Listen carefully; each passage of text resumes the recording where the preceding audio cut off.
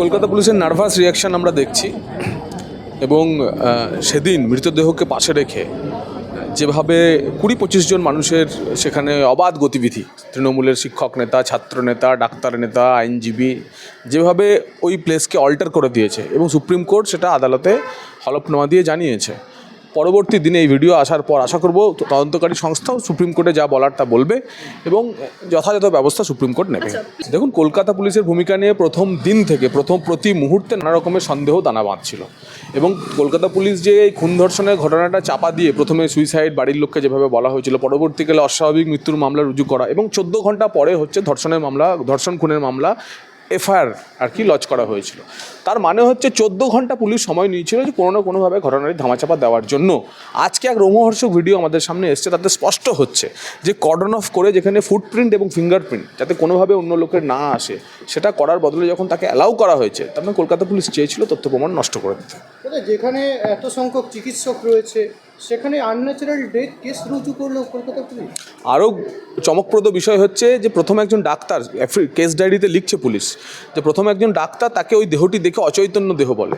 আমার তো পশ্চিমবঙ্গের স্বাস্থ্য শিক্ষা ব্যবস্থার উপরেই প্রশ্ন উঠে যাচ্ছে যে একজন ডাক্তার মৃতদেহ আর অচৈতন্য দেহ এই দুটোর মধ্যে পার্থক্য যদি বুঝতে না পারে, তাহলে কাদের ভরসায় আমরা আমাদের চিকিৎসা করাচ্ছি?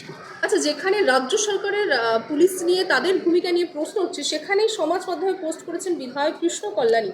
তিনি লিখেছেন, আর্যকর কাণ্ডে দোষীদের শাস্তি না হলে সবার আগে দায়িত্ব নিয়ে বললাম আমি ইস্তফা দেব। আগে ইস্তফা দিন, তারপরে ধরনের পোস্ট করুন।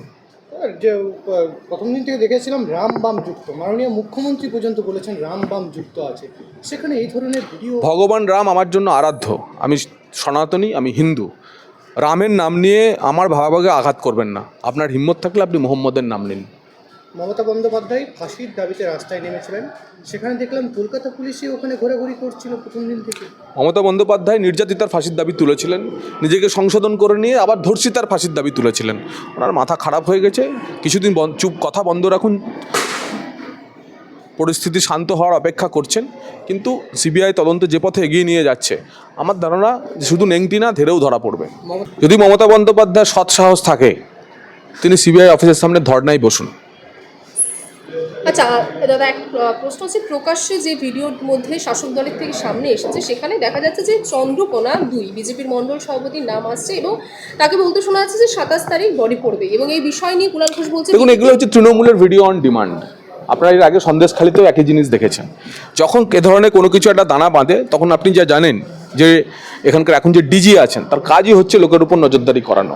ওই ডিজি, তার পুলিশ এবং একই সঙ্গে আইপ্যাক, এই বাহিনী মিলে এরা মাঝে মধ্যে কখনো কখনো আপনাদেরও কাজে লাগায়।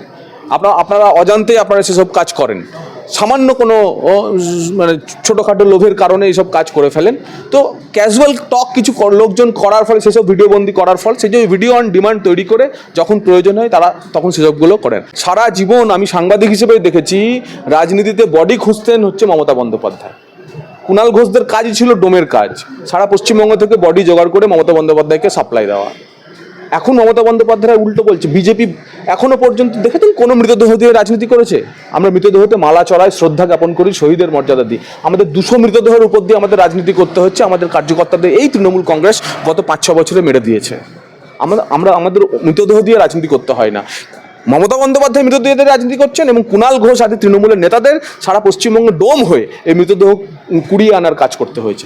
আমরা তা দেখেছি। শেষ একটা প্রশ্ন, যেখানে কলকাতা পুলিশকে একসময় স্কটল্যান্ড ইয়ার্ড বলে তুলনা করা হয়েছিল, সেখানে আজকে এইসব কাজ দেখা যাচ্ছে কলকাতা পুলিশের সামনেই বহিরাগততে আনাগোনা ঘুরোঘুরি, অচৈতন্য যে দেহ ওরা বলেছে। আমি একটু মুচকি হাসলাম।